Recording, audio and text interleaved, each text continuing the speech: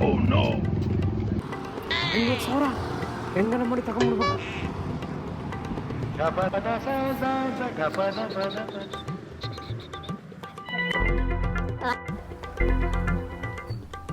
ಹೇಳಿ ಸರ್, ಏನ್ ಬೇಕಾಗಿತ್ತು?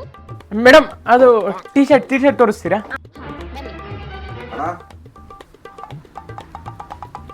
ಇದು ನೋಡಿ. ಹಾ ಮೇಡಮ್. ಓಕೆ, ಎಷ್ಟು ಮೇಡಮ್? 5,000 ರೂಪಾಯಿ ಪ್ಯಾಕ್ ಮಾಡಿಬಿಡ್ಲಾ?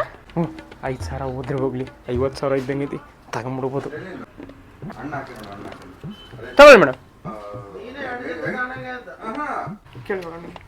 ಸರ್ ನಿಮಗೇನ್ ಬೇಕಾಗಿತ್ತು? ನನಗೇನು ಬೇಡ ಮೇಡಮ್.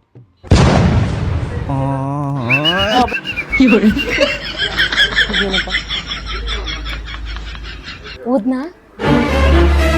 Plan success.